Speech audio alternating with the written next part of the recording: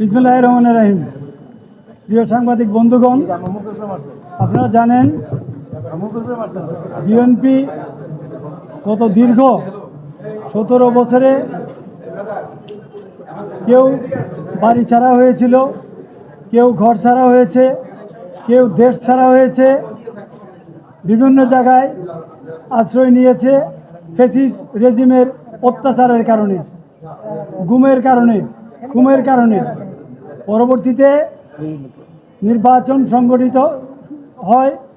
সেই নির্বাচনে এদেশের আপামর জনসাধারণ বিএনপিকে 2/3 মেজরিটিতে ভোট দিয়ে জয়যুক্ত করেছে এবং এই দুর্গম যাত্রায় আমাদের নেতৃত্ব দিচ্ছেন আমাদের দলের চেয়ারম্যান মাননীয় প্রধানমন্ত্রী জনাব তারেক রহমান।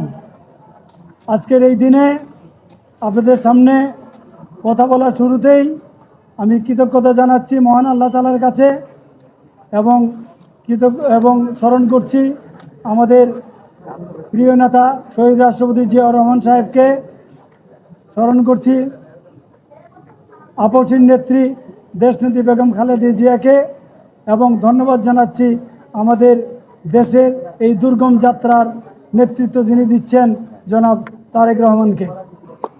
বন্ধুগণ, আপনারা জানেন এই দুর্গম যাত্রায় দেশের প্রতিটি সেক্টর যেখানে ধ্বংসপ্রাপ্ত ছিল, সেই ধ্বংসপ্রাপ্ত অবস্থা থেকে দেশকে গণতন্ত্রের পথে অগ্রযাত্রায় উনি আমাদের নেতা জনাব তারেক রহমান দিনরাত কাজ করে যাচ্ছেন। বন্ধুগণ, আপনারা জানেন গত 12ই ফেব্রুয়ারি নির্বাচন হয়েছে। নির্বাচনে আমি ভোট দিয়েছি। আমার হাতের ভোটের কালির দাগ এখনো শুকায়নি। এই অবস্থায় ভোটের কালির দাগ না শুকানোর ইতিমধ্যেই জনাব তারেক রহমান ওনার প্রতিশ্রুতি অনুযায়ী অনেকটা প্রতিশ্রুতি বাস্তবায়নের জন্য দিনরাত পরিশ্রম করতেছেন। আমি আপনাদের কাছে অনুরোধ করব, সাংবাদিক বন্ধুদের কাছে, প্রিন্ট এবং ইলেকট্রনিক মিডিয়ার বন্ধুদের কাছে এবং দেশের আপামর জনসাধারণের কাছে আমি অনুরোধ করব, জনাব তারেক রহমানের এই দুর্গম যাত্রায় প্রতিটি মানুষ যেন ওনাকে আমরা সহযোগিতা করি। উনি যেভাবে দিনরাত পরিশ্রম করতেছেন, সেই পরিশ্রমটা কিন্তু ওনার ব্যক্তিগত কোনো লাভের জন্য নয়, কারণ উনি চাইলেই অনেক আরামে এসে ইউকেতে পুরো পরিবার নিয়ে স্বাচ্ছন্দ্যে লাইফ কাটাতে পারতেন। উনি চলে আসছেন মায়ের শারীরিক অবস্থা অসুস্থতার জন্য, ওনার অসমাপ্ত কাজ শেষ করার জন্য এবং ওনার যে পরিকল্পনা, সেই পরিকল্পনা বাস্তবায়নের জন্য দেশের প্রতি যাতে দেশের মানুষ শান্তিপ্রিয়ভাবে গণতান্ত্রিক ধারায় তাদের জীবন কাটাতে পারে, দেশ উন্নয়নের দিকে যেতে পারে, এইসব কারণে উনি দেশে চলে আসছেন, দেশের হাল ধরেছেন। কাজে আপনাদের সহযোগিতা যদি পরিপূর্ণভাবে থাকে তাহলে অবশ্যই উনি সফলতার মুখ দেখবেন ইনশাআল্লাহ আপনাদেরকে নিয়ে। আপনাদের সবাইকে ধন্যবাদ। প্রশ্ন করলে উত্তর দিন। হ্যাঁ, প্রশ্ন করেন। কথা বলুন না প্লিজ। ধন্যবাদ।